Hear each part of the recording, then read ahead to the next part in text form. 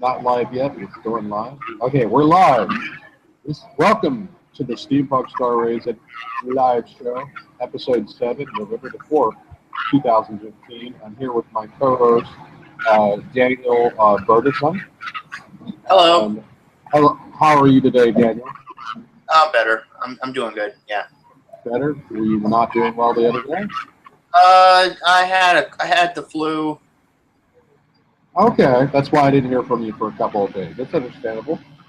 hmm Anyway, the topic list for the upcoming hour for the Steampunk Star Raisin live show, I'm going to be talking about the Cecil Hotel's dark history and an upcoming documentary.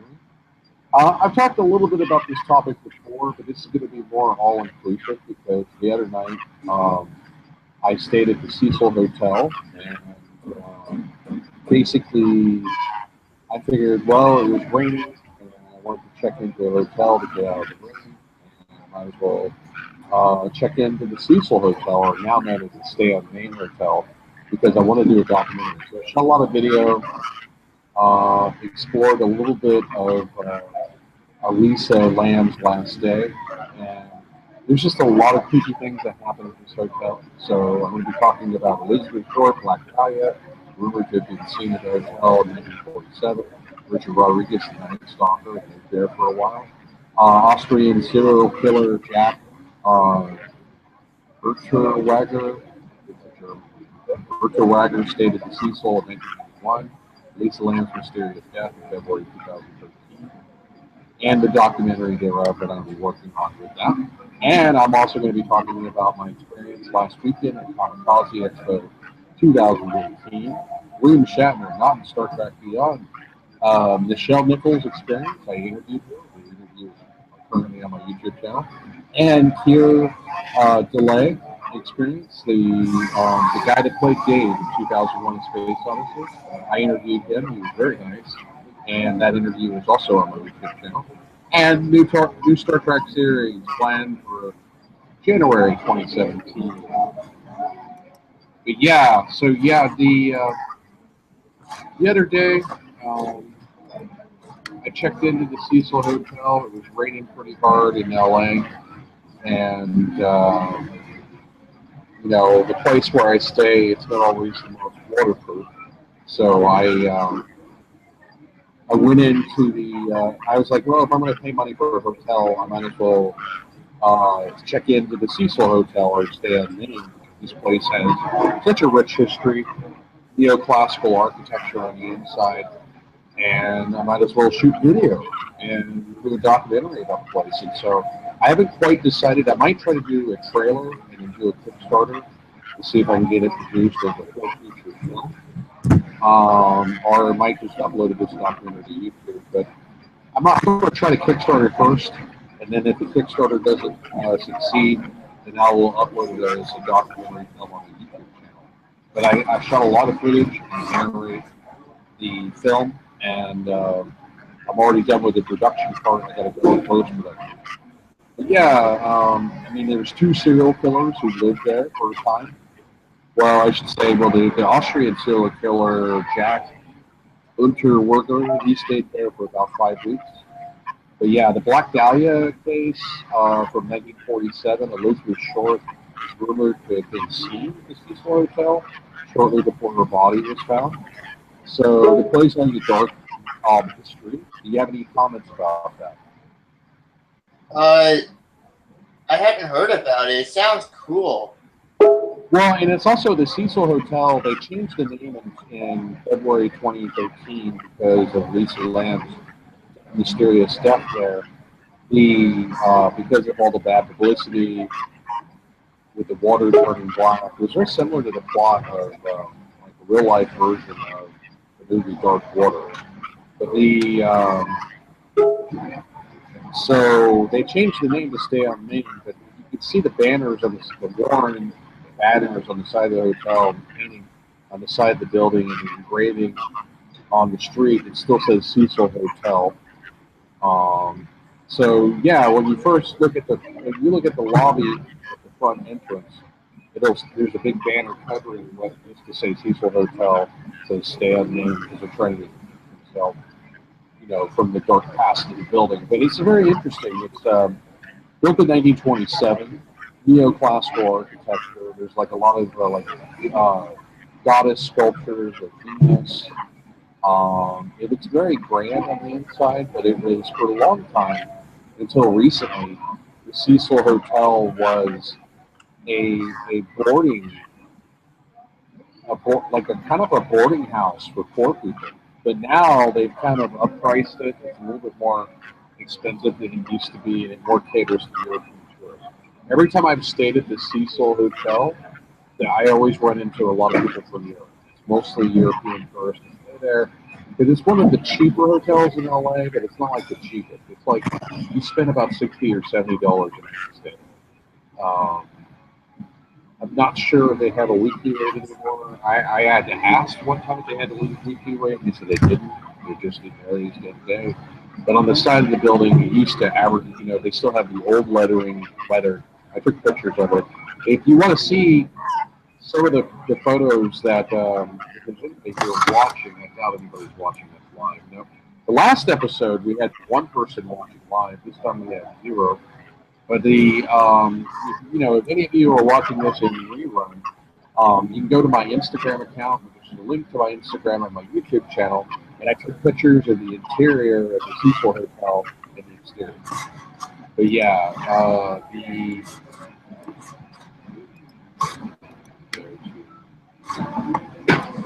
first Wikipedia article.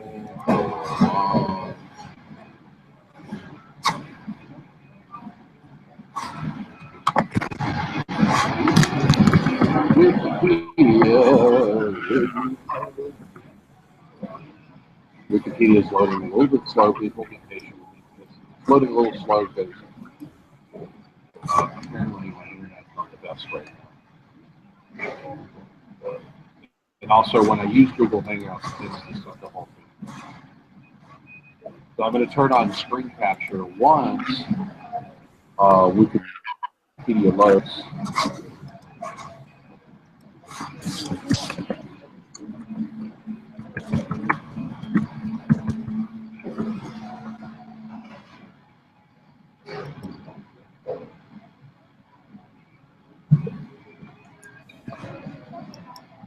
There we go.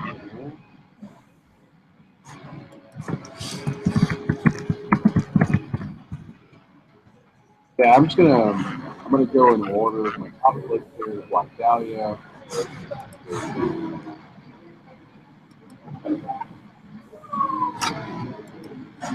Man, I love this screen share.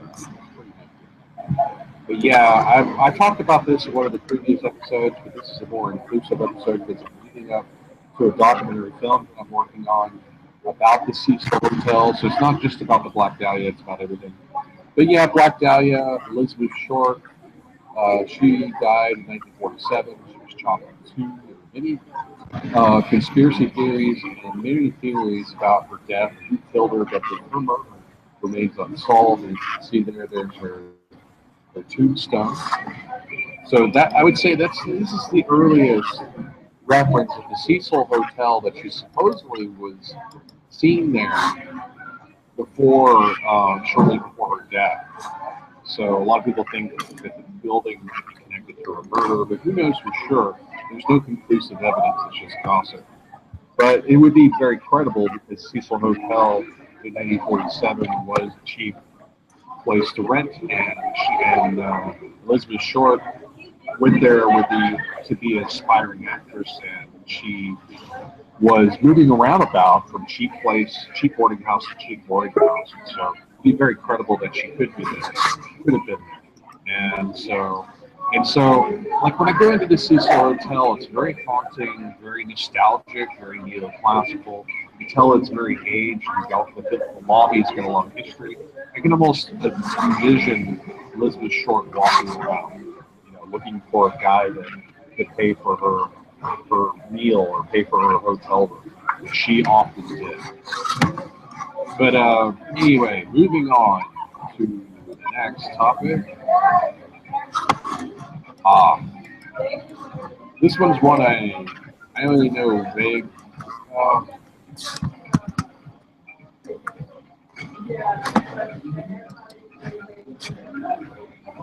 Yeah, Richard Ramirez. He stayed at the Cecil Hotel. He lived there for a time. Supposedly, maybe even killed some people there.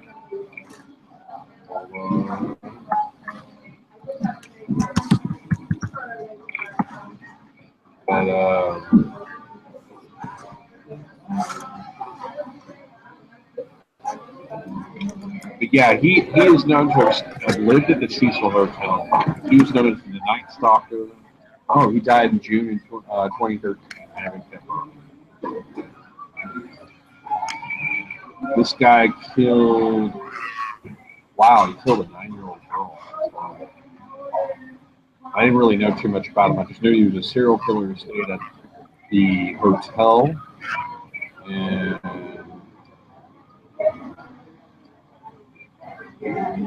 he was.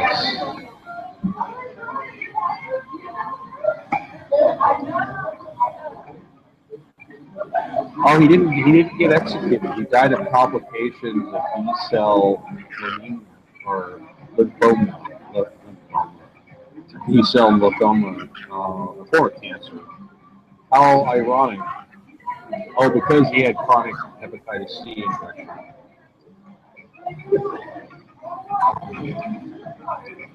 But yeah, so this hotel is kind of creepy past because you had two serial killers. One serial killer, Richard Ramirez, who stayed there and sought out victims there. He actually lived there for a time, and then you had another serial killer who killed people in multiple countries. Let me move on to that topic. Austrian serial killer Jack Unterweger. He's got a Wikipedia article as well. This guy I find more fascinating. His life is, they don't have a picture of him. He's not as famous as Richard Ramirez, but he's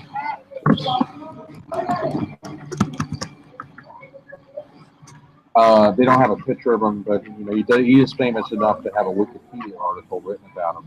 The thing that's really messed up about this guy is he'd been convicted of murder, but then they put him for rehabilitation, a really controversial rehabilitation. Parole. He was, after serving a 15-year sentence, he actually became a journalist, and then he traveled around the world using journalism credentials and killed people. He stayed at the Cecil Hotel for about 5 weeks, and he when he was in Los Angeles, and he is theorized to have killed 5 victims in the Los Angeles area, and probably even killed them at the Cecil Hotel. Daniel, if you ever want to jump in, if you have anything to comment on this, I know this is kind of dark and macabre, but people like dark and macabre stuff, and I figured that, I don't really have the budget to do a horror movie, but why not do a documentary about a real-life horror at the Cecil Hotel? That's cool. In American Horror Story, I think the current season takes place at the Cecil Hotel. So do you have anything else to add about this case, about the Jack Unterweger case? I guess not. No, yeah, wait, what? Tell me about the elevator game. Oh, the elevator game? Hold on. I actually didn't get a chance to do that. I was really tired when I checked in. I might have to check into the Cecil one more night. I'm not superstitious. There's a whole elevator game. I'm not superstitious at all, but supposedly, if you get on an elevator, you have to have, an elevator in a really tall building that has at least 10 stories. And the Cecil Hotel has, I think, a little bit more. I can't remember how many stories. It has at least 10 stories. And you push a combination of buttons on the elevator. And supposedly, when you get to the 4th floor or something crazy like that, some mysterious woman will appear. You don't talk to her, you ignore her. And then you go to the 10th floor, and supposedly it'll take you into a different dimension. And some people theorize that Elisa Lam, who died a mysterious death there, that the hold on, I'm going to go to Google. I can't seem to find it on Wikipedia. Maybe she didn't die. Maybe she got transported to a different. No, I mean, she did die. They found her body. I don't think they did that she got transported to a different dimension. Look at this.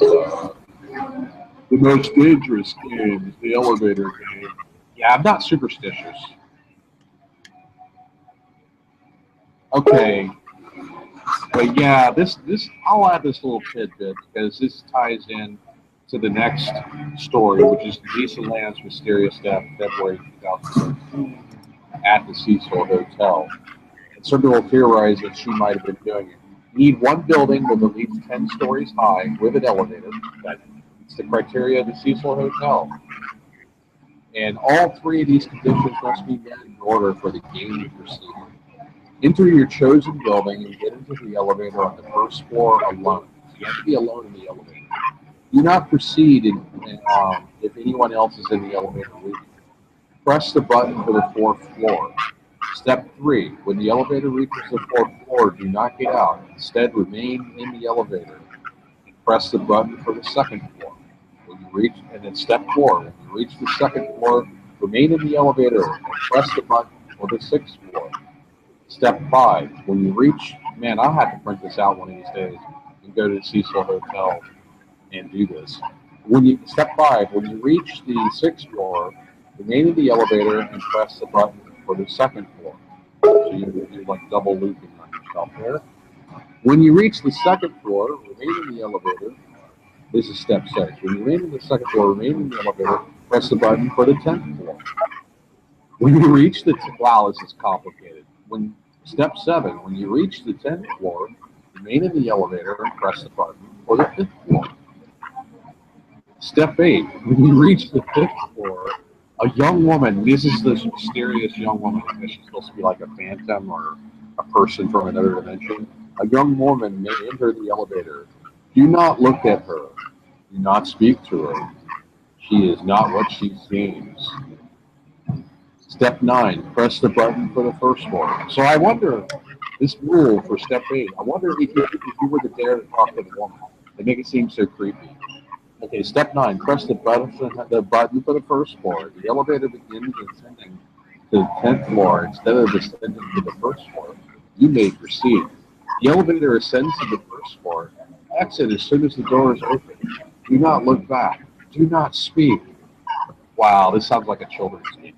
Anyway, step 10. If you reach the 10th floor, so if the elevator malfunctions and you reach the 10th floor, you may either choose to get off the elevator or you may choose to stay on it.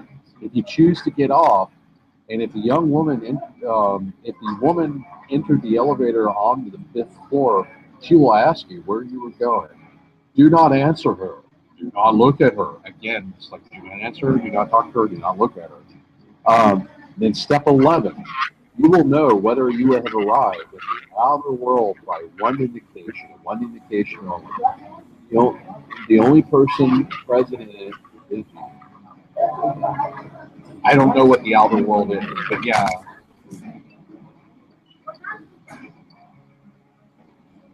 And the return trip. This is actually fascinating.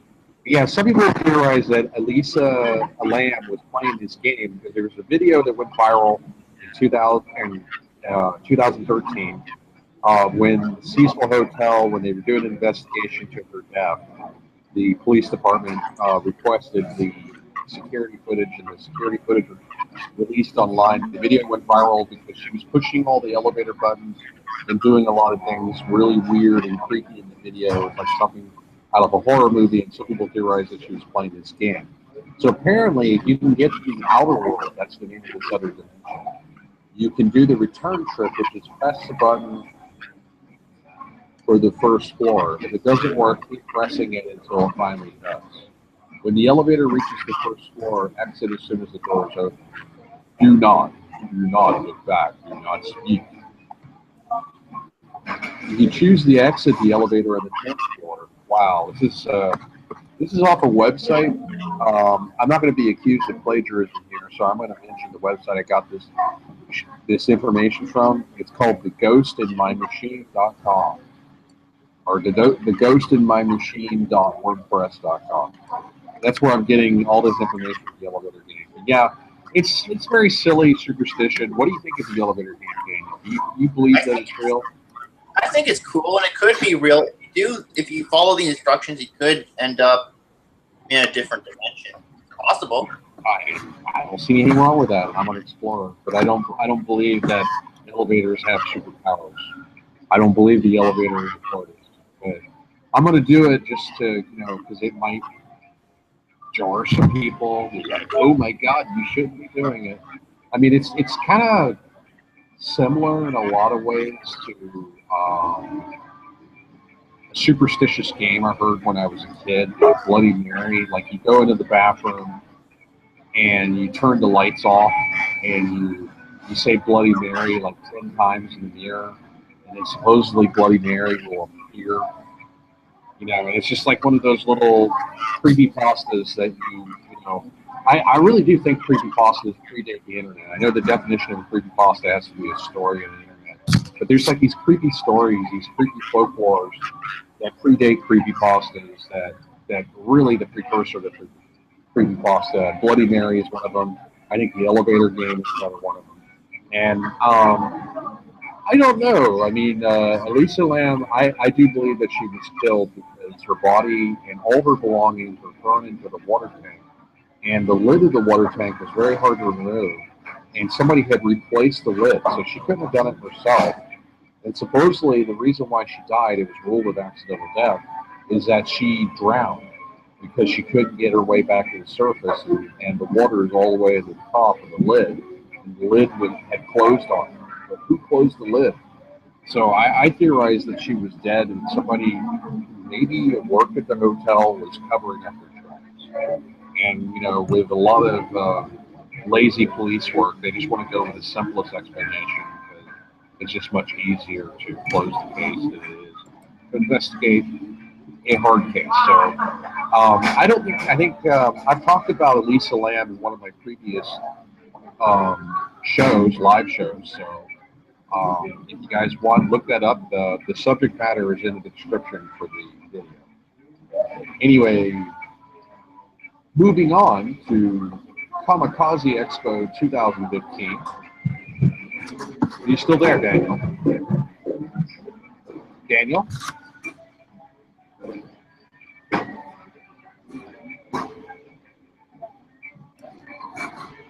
Hey, Daniel, are you there? Yeah, I'm here. Yeah, okay, moving on to the next topic. I'm sorry if I bored you with the Cecil Hotel history. No. It wasn't that. You didn't bore me. It was just that I had to adjust something on my thing. Okay. Well, I'm moving on to Comikaze 2015. I had a blast. I interviewed several celebrities, sort of interviewed William Shatner. I got to ask William Shatner a couple of questions. The first question was it okay to ask you a question about Star Trek Beyond, which confused him because he wasn't familiar with the title. And then 2, are you in the movie Star Trek Beyond? And he said no. And what's your response to that? I think he's lying. He was probably told not to say anything. Okay, so you think that he is going to be in Star Trek Beyond? As long as he came, yeah. Okay. Well, I mean, and William Shatner, he did a panel. He arrived about 10 minutes late, and the panel actually ended kind of early. He only did the panel for like maybe 25 minutes, and I thought it was going to be like an hour-long panel, but it wasn't. And he mostly pitched his new Man of War graphic novel. Have you seen that, Daniel? Have you seen William Shatner's Man of War graphic novel? I haven't seen it. You haven't seen it? Okay. Well, it's on the website Shatner Singularity. I'm not endorsing Shatner in any way, but William Shatner. He showed a promo video, like a 5-minute promo video for Man of War, which is a new, what he calls a cinematic graphic novel. It's basically just like a motion comic. It's like a motion comic without the voice acting. It kind of reminded me, as far as structure, not story-wise, reminded me of the Watchmen motion comic. I've read the Watchmen graphic novel, and I've actually watched the Watchmen motion comic, and I've watched the Watchmen movie, and I've watched the director's cut. The motion comic was pretty cool. It's like 6 hours long because it divides it up into 12 episodes, one for each comic. But the Watchmen motion comic was actually, it had voice actors for the different characters like Rorschach, Dr. Manhattan, and Ozymandias, and all that. And so it was a little bit more watchable because you didn't have to always read the text, you could just listen to the audio.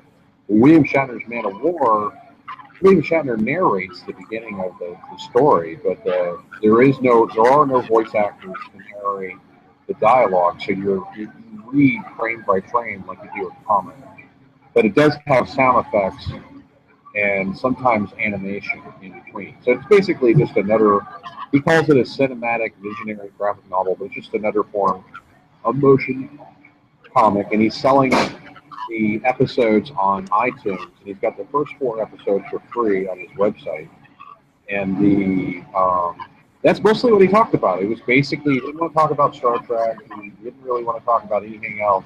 He's mostly advertising his comic. It's like, hey, I'm William Shatner. I haven't really acted in anything in a long time, and J.J. Abrams turned me down because I wanted too much money. So now I need to make money. I need to put this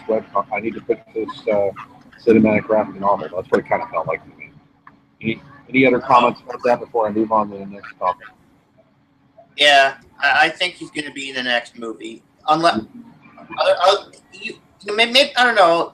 Maybe he asked for a little bit too much money. If he asked for too much money, he probably won't be. But you said that you thought Uhura was going to be in this movie. Yeah, I'm going to move on to the next story, the Nichelle Nichols experience. Nichelle Nichols was there signing autographs. I had tried to get Walter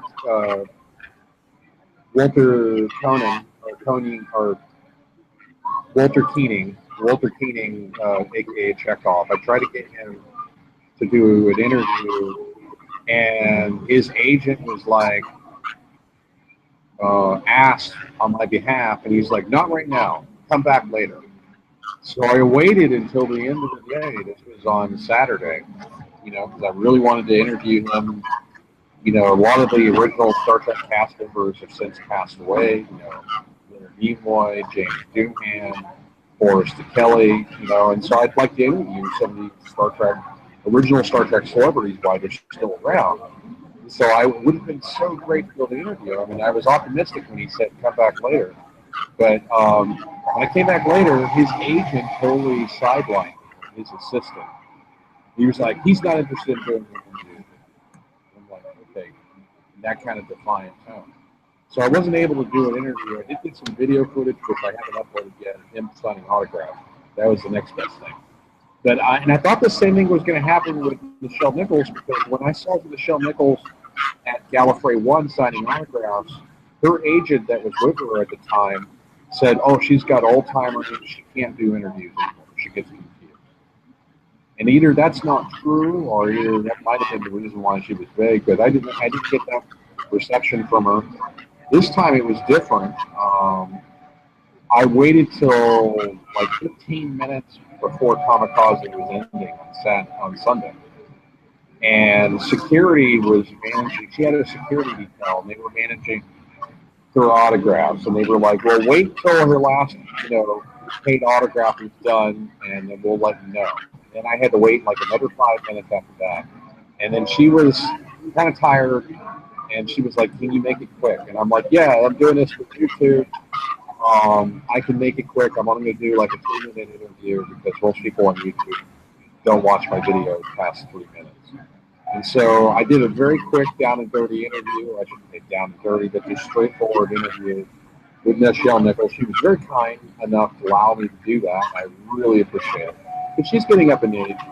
But she would not comment on any of her co-stars, and she wouldn't comment on any future projects. But the one thing that really gives it away, she almost gave it away. Because I asked her, I said, like, what are you currently working on? She said she never retired. It's like, because I asked her, I was like, are you retired from acting? Because I can't really think of anything past 2006 of Gods and Men that she's acted in. I haven't really seen anything high profile. She could have, but apparently she's been doing a lot of indie projects. And she had this like twinkle and a little bit of smile in her eye. And she's like, and she hesitated, like she almost wanted to say what she was going to be in. She's like, I am in something coming up next year, but I can't really say, or something like that. I was like, well, something related to Star Trek Beyond? I can't really say. And she kind of smiled. When I said Star Trek Beyond, she kind of smiled. So Joe from the Doctor Who, or the Real Whovie in his podcast, theorized that she may be appearing in a cameo, not as her character or her, but as a different character. Kind of very similar to Lou Ferrigno, appeared in the 2008 Incredible Hulk movie as a security guard. It was like a nod, wink, wink. You know, you were the original Hulk, but you got a cameo in the new Hulk movie. Even though you're not playing the Hulk, you play a security guard. And so she may have a cameo. I theorize that she may have a cameo in Star Trek Beyond, that she won't be playing a her, or she might be playing a her's grandmother or mother, or she'll be playing a different character. What's your take on that? Yeah, I heard that she was. I think she was. I heard a rumor that she was supposed to appear in Star Trek '09 as a her mother or something. Yeah. Hold on, I'm gonna try something here.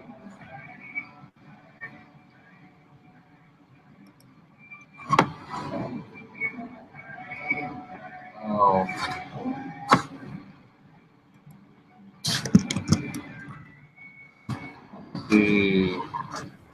I'm going to my Google Plus, and I'm going to try to see if I can get anybody in a live audience, and we can do that. Well, I better Google Plus. Never mind. I'm just going to give up on that. But we'll just have to watch it as a rerun. But my next topic of interest, past the lovely Nichelle Nichols, and again, if any of her representation is watching this, I greatly appreciate her for allowing me to do a short interview. I knew she was very tired. It was the end of the convention. She's been signing autographs all day. I totally understand. Keir Dullea, I got to interview that guy. He is most famous for playing Dave in 2001, The Space Odyssey. And so that's one of my favorite films. I'd say it's in the top 20 favorite films of all time. And man, I didn't even know that guy was still alive. He's like one of the last people left over from production of that movie that is still alive. I mean, Keir Dullea, he's like 79 years old now, and he, Stanley Kubrick is passed away in 1999, and Arthur C. Clarke, who wrote the novel and he wrote the screenplay to 2001: A Space Odyssey, he passed away in 2008. And so it was cool to meet somebody who would work with both Stanley Kubrick and Arthur C. Clarke on that film, let alone the lead actor. So he's kind of like Keir Dullea. I would say he's a former A-list celebrity. Like in the 1960s, he was considered an A-list celebrity. It was because it was a big blockbuster sci-fi film. And I do agree. In the interview, if you guys are interested in watching, it's on my YouTube channel. You have to search for it. The Keir Dullea, he said if it wasn't for films like 2001: Space Odyssey, Star Wars probably would have not have been possible. Because of the success of sci-fi films like 2001: A Space Odyssey and the success of Star Trek, that's what made movies like Star Wars possible. And so, do you have any comments about that, Daniel, before I move on to the next topic? Yeah, Also, I heard Star Wars saved Star Trek back in the 70s. I mean, if it wasn't for the success of Star Wars, we wouldn't have gotten the motion picture. Well, Also, I think the motion picture. I don't know about that. I mean, I think the motion. Well, maybe. I think the motion picture was heavily influenced by 2001: A Space Odyssey because it had that ethereal kind of feel to it, like very pure sci-fi, you know, and you know, because you were going up against a mysterious entity, just like you were in 2001: A Space Odyssey. You were right up against a mysterious entity. What is it? Is it a living thing? Is it a machine? What is it? And the Star Trek: The Motion Picture, when it came out in 1979, they filmed it in 1977, but the Star Trek: The Motion Picture had already been in production before Star Wars came out. Because in 1971, they were in pre-production for Star Trek Phase 2.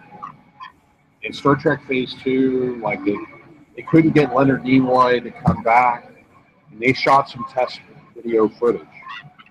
And it's kind of sad. I would have loved to have seen a Star Trek Phase 2 TV series. So they had finished about like a dozen scripts for season 1 of Star Trek Phase 2, and they had gotten as far as set design, concept art, and costume design, and they had gotten into doing some test footage for Star Trek Phase 2. You can look it up on YouTube. Somebody uploaded the test footage from Star Trek Phase 2. So it's kind of a tantalizing tease. It's not really a trailer. It's just you see the actors doing different facial expressions in their Star Trek uniforms. And the Star Trek uniforms, they look very similar to the original series. But the interesting thing is, you know, the same actors that they brought in to play Captain Decker and I mean Leah or whatever her name was. I can't remember her name right now. The bald-haired actress. The same two characters that they had written for Star Trek Phase 2, they incorporated into Star Trek: The Motion Picture. So for whatever political reasons at Paramount and CBS Studios, Star Trek Phase 2 was delayed, and they were very close to actually starting filming in 1977. In some ways, you can actually, I don't know if you know this, you could say that Star Wars in some ways derailed a 1970s Star Trek TV series. You know why that is? nope. Well, because when Star Wars became an overnight success, the original Star Wars was a low-budget film. I don't know if you know that. It was done on a shoestring budget. It was a very limited budget, but, you know, Lucas, being a talented filmmaker, he made the best with what he had. I mean, he had, I don't know, I think he had a few $100,000 when he made Star Wars, but he didn't make it on a very big budget.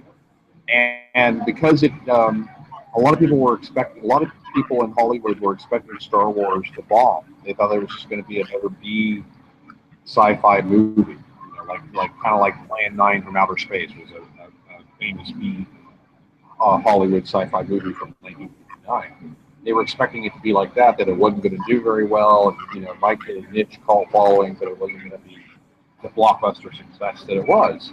And it became a blockbuster success, and then everybody was rushing.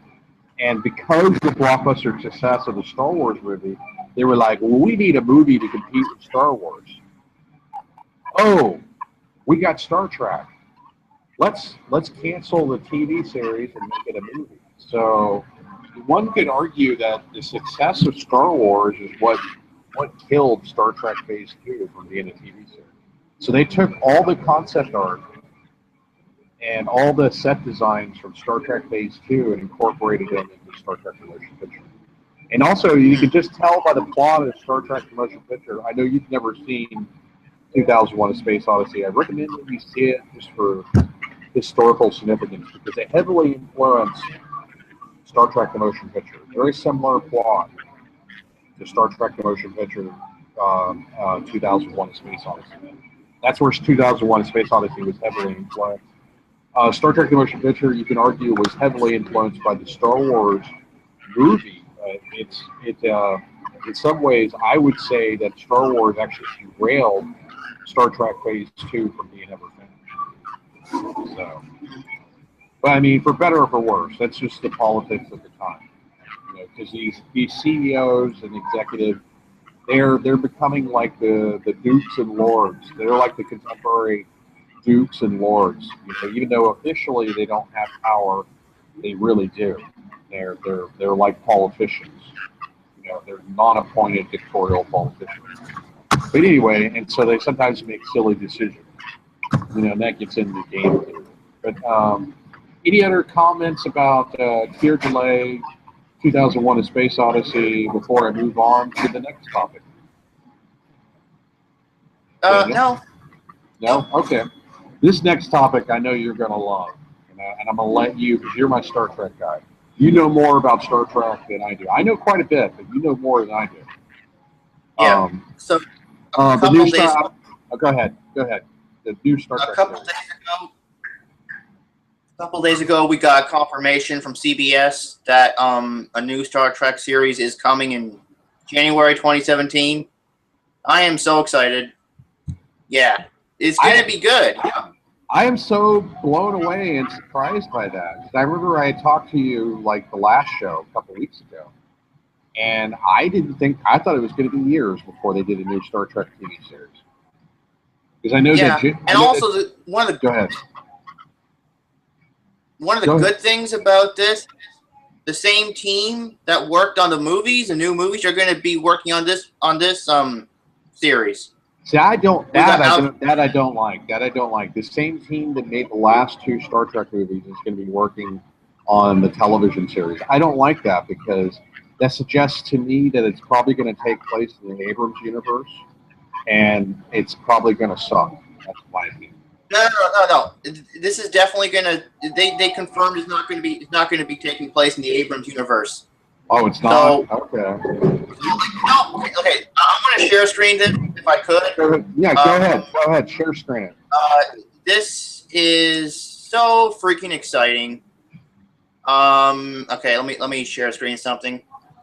Oh my God, it won't let me do anything. Here we go. Wait. Here's the little green box. Share screen. And let's see. All right. Okay. Please stand by. That's all right. Please stand by, people, while we get this technology into action. Yeah. So can you see my screen yet? I can. 7 things we want in new Star Trek TV series. 7 things we want to see in a new Star Trek TV series. Now, okay, let me. Okay, this is like. Okay, this one won by this. Okay, there was a vote, and this won by a landslide. A post Star Trek 11 look at the Prime universe. So this is the Prime universe after the Romulus destruction, and I like this idea. I think most we've asked you already. Yeah. I was going to say, I think most Star Trek fans miss the Prime universe. The Abrams universe is worn on them. Most Star Trek fans are not a big fan of Star Trek in the Darkness. I went to there was a Star Trek fan table at Comikaze, and I was talking with, these guys were in Next Generation uniforms, and they hated the last 2 Star Trek films. So yeah, it's starting to wear on people, and people, like, they want to yearn for the future, not rehash the past. And so, yeah, I think a post-Nemesis, a post-Star Trek 11 world is what people want to see. Yeah, it was by far the most popular choice, and I like this, I really do. And yeah, okay, Chris? Yeah, I'm here. I'm listening. Can you see my screen? I can see your screen. 6 things the new Star Trek series needs to do. All right, now this is there's a bunch of, I can't read them all, but this is my favorite. Let's see. This is your favorite? Okay, why is this your favorite? Well, yeah, this is by far my favorite. Okay, here. Now, okay. All right, number 2, challenge Roddenberry. Now here, Star Trek's visionary Gene Roddenberry presented a positive vision. Okay, wait, can you can't? Oh, I can see it. Yeah, challenge Roddenberry's Bible character special effects. What's that about? Well, it says here, Star Trek's visionary Gene Roddenberry presented a positive vision of the future.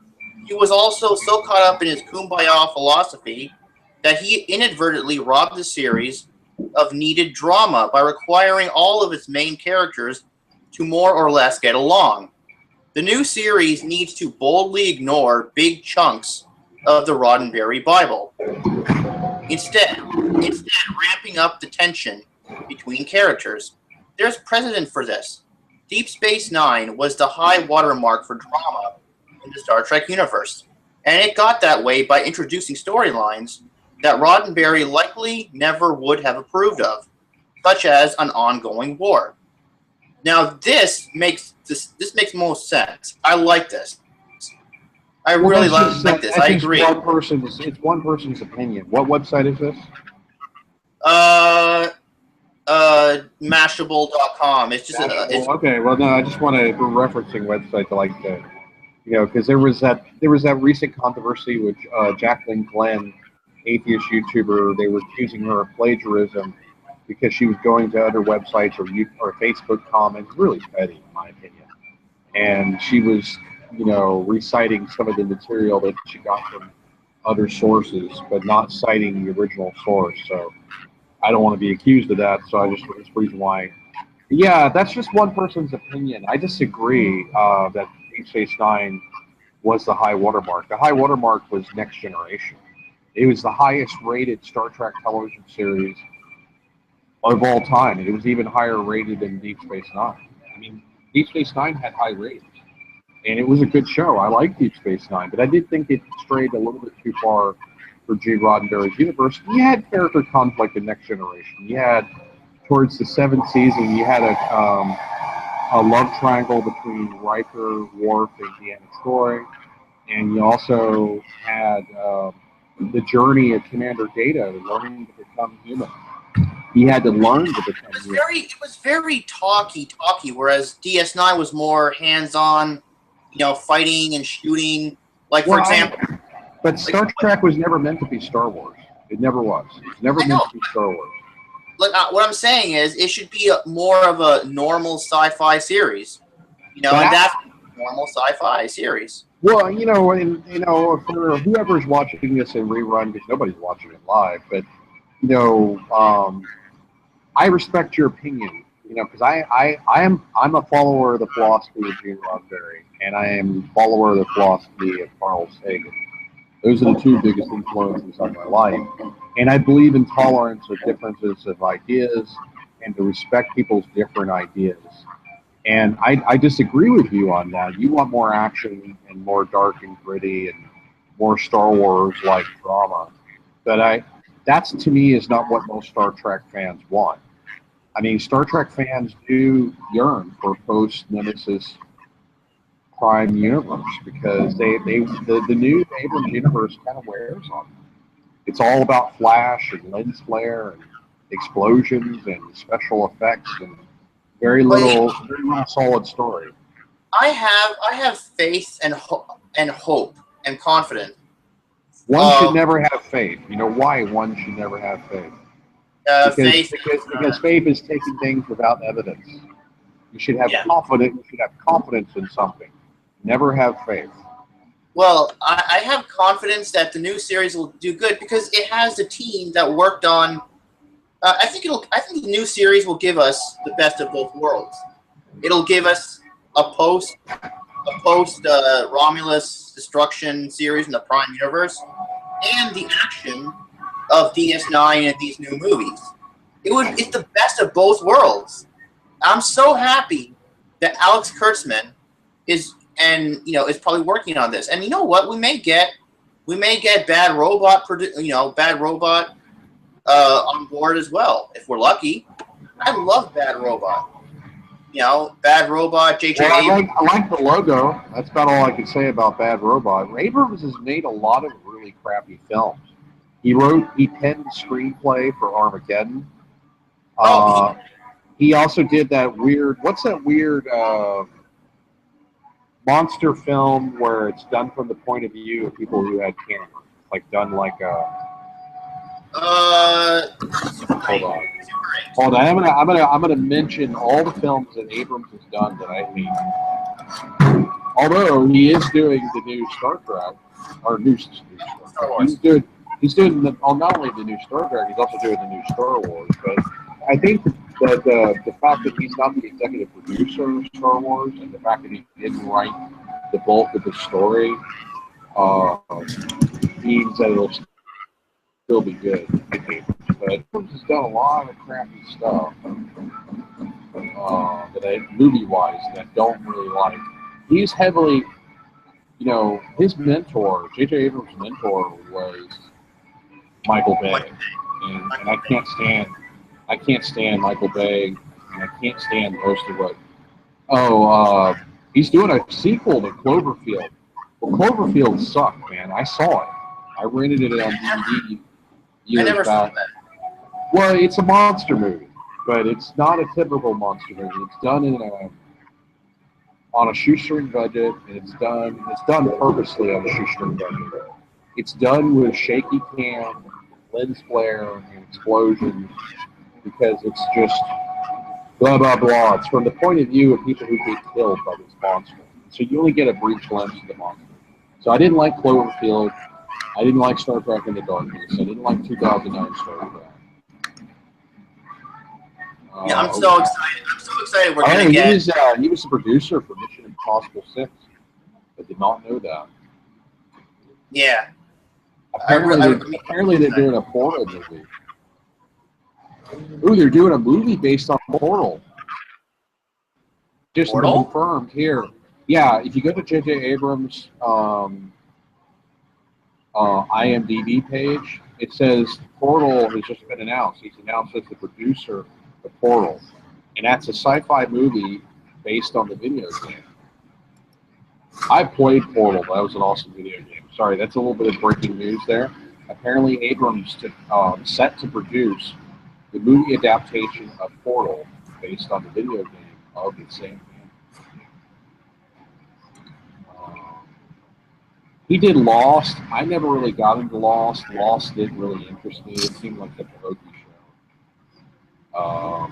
He did The Fringe. The Fringe was pretty okay, but I kind of got bored with The Fringe. It got alternate universes in there, and I love my alternate universes. So did you like The Fringe?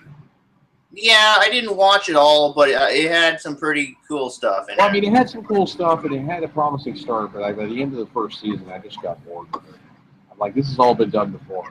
This is like X-Files meets Twilight Zone. It's been done before. That's the problem with Abrams, is he doesn't have any original ideas. He does movies like Cloverfield, which is basically a remake of classic, monsters destroying buildings, and typical like homage to like Godzilla type movies. And he does things like The Friends, which is kind of like an X-Files like TV series. And he does things like Lost. It's just basically a TV series version about people who are on a stranded island. Like a stranded shipwreck, or misplaced airplane crash. So it just didn't really. There's nothing really that intriguing about what he's done, in my opinion. He's a very mediocre director, in my opinion. I know that's gonna, but I think, like I said, because of the strength of Lawrence Kasdan, the next Star Wars film will still be good because of the writing, and yet Kathleen Kennedy is the executive producer, so he doesn't have the final word on Star Wars. He can't just. Yeah, because if he did, we wouldn't have. He would erase the prequels. Yeah, that's what I heard. Was when he was hired to be director, he wanted to film Episode 7, or he just wanted to call it The Force Awakens. He wanted to drop the episode number. He wanted to call it just The Force Awakens, and he wanted to pretend like the prequels never happened. And we wouldn't got Hayden Christensen coming back in Episode 8. Well, we could have had a Force Ghost for Georgia. But anyway, any other comments about the new Star Trek TV series? I am so excited. Oh my god. I hope we're going to get, I mean, I am inspired. I am so happy that we're going to get the team that worked on the movies do the new TV series. This is only good news. I mean, this series may be more action-oriented than we've ever seen before. It has to, because, I mean, if it has to compete with today's television landscape, it has to be more action-oriented. It has to draw inspiration from... I disagree because Next Generation was the highest rated, and one of the hosts of CNET, which I also watched about news of the new Star Trek. I agree with the host. She's a very attractive host, I will say, but I can't remember her name right offhand. But the host of CNET, she's like, come on, CBS Studios. If you're going to do this new Star Trek TV series of 2007, don't mess it up. Make it less like Enterprise and more like Next Generation. So who is this girl? Who is she? Hold on. CNET.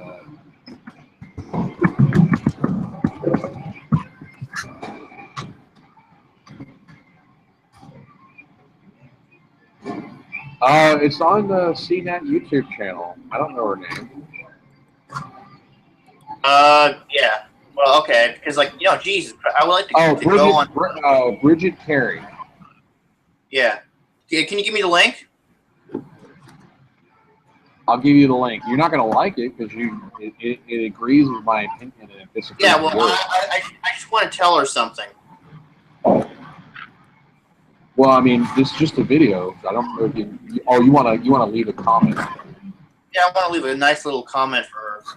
Okay, be like, you suck.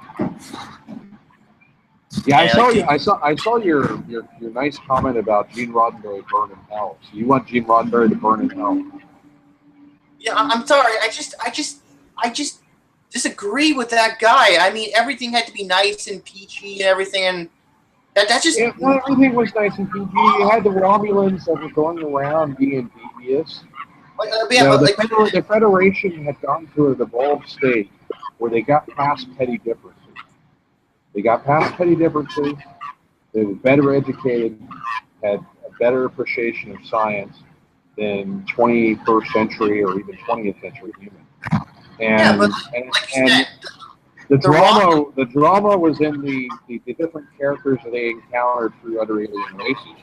There was still some character drama. Like I said, the evolution of Data as a character from being just a non-emotional android to being an emotional human-like android. And the love triangle between Riker, Worf, and Deanna Troi. I mean, yeah, it wasn't Jerry Springer. Star Trek, if you want to watch Jerry Springer, watch Jerry Springer. Now, I hear a lot of that, and I don't know. You know what? I don't really give a crap anymore. People say, okay. Well, I respect your opinion. I'm just saying, I respect your opinion, but I'm going to be just as passionate about mine. I know. I understand that, but I'm saying, like, a lot of people say that. Go watch Power Rangers. Go watch Jerry Springer. I agree. Go watch Power Rangers. That has a lot of character drama, doesn't it? No, I want Star Trek. I want this in Star Trek. I want this in Star Trek, and that's just final. I don't really give a crap, you know. All right. Well, I respect your opinion, man, but I hope you realize that. I just disagree with your opinion. Yeah, I know. No, but that's just a message to all of those guys who keep on telling me this stuff. You know, I mean, like, Jesus Christ, man, this is okay. Like I said, in order to compete in today's television landscape, it has to be more like Walking Dead, Game of Thrones, Fallen Skies. I'm getting so bored of Walking Dead. I've watched all the way up to the end of season 5. You watch Walking Dead? I try. I just can't get into the story. I'm getting bored with it. It's getting to be very repetitive. It's like, we need to get something over here. Oh, but there's zombies in the way. Anyway, I need to wrap up. We got 1 minute left of the show. But yeah, Walking Dead I'm definitely bored with. I'll watch it if you... Let me do wrap up. We'll talk more offline. But anyway, thanks for watching the Steampunk Star Raisin live show. This is episode 7, November the 4th, 2015. And feel free to check out some of my other YouTube videos. Please rate, comment, and subscribe. Yeah. Yep. And Bye. you hold on. Bye, Daniel. And you have a nice day. And I will see you 25 billion years. I will. Me too.